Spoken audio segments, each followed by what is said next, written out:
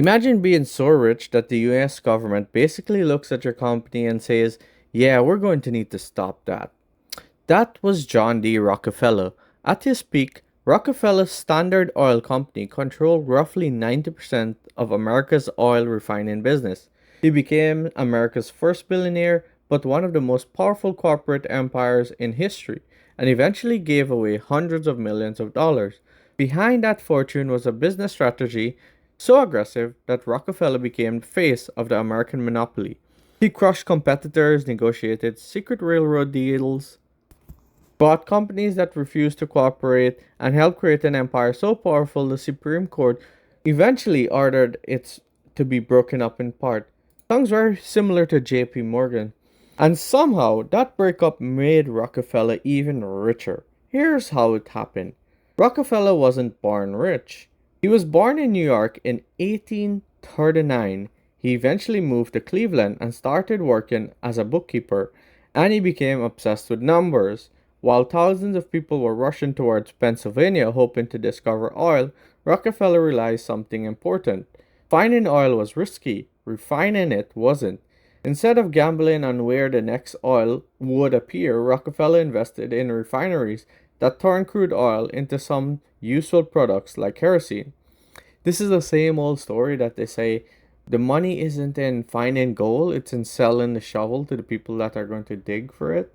In 1870, Rockefeller and his partners created the Stanford Oil Company, and Rockefeller wasn't interested in simply competing, he wanted control. At the time, oil had been transported by railroad, and Rockefeller understood that transportation costs could determine whether a refinery survived. So Standard Oil negotiated special discounts from railroad companies because it shipped enormous quantities of oil.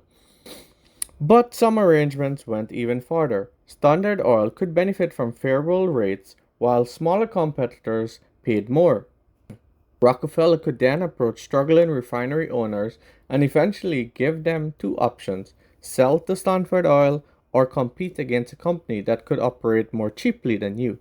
Not exactly a Shark Tank, more like I'll give you $100,000 for your company.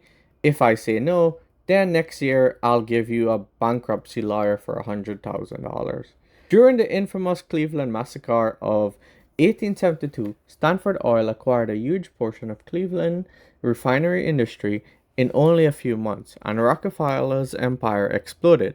Rockefeller didn't stop with refineries. Standard Oil expanded into pipelines, storage facilities, transportation, and distribution. This is called vertical integration. Basically, why pay another company to transport your oil when you can own the transportation? Why buy barrels when you can manufacture the barrels? Why depend on someone else's infrastructure when you can own that too? Standard Oil also brought competitors, and when competitors refused to sell, Rockefeller could use Standard Oil's enormous scale to put pressure on them. By the 1880s, Standard Oil controlled roughly 90% of the US oil refining.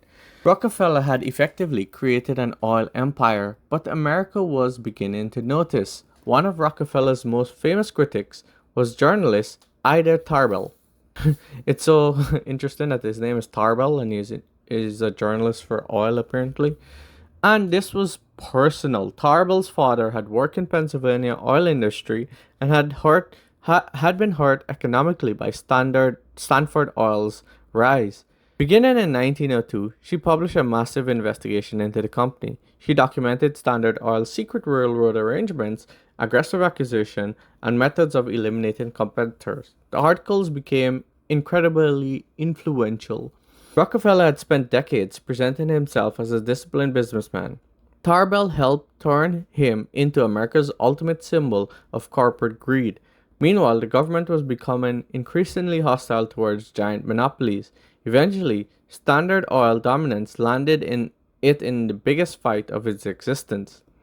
In 1911, the US Supreme Court ruled that Standard Oil violated federal antitrust laws.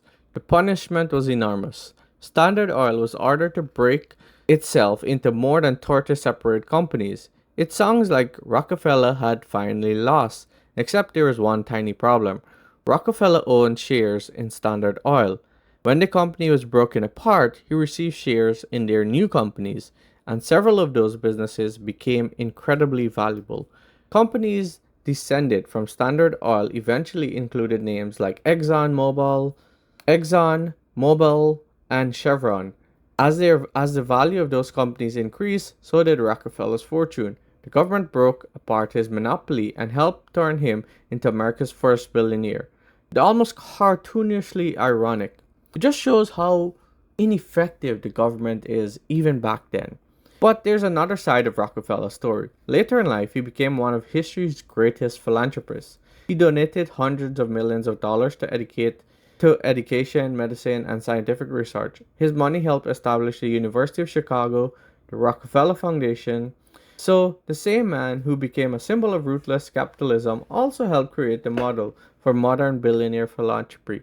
That sounds kind of familiar, right? Make billions, then become extremely controversial, then start a foundation. A book is old as time. Apparently Silicon Valley didn't invent everything. Rockefeller built an empire so large that the United States government had to dismantle it, and somehow he still walked away richer. That's not just good business. That's beating capitalism on the final boss level. That's why there's still buildings named after Rockefeller today.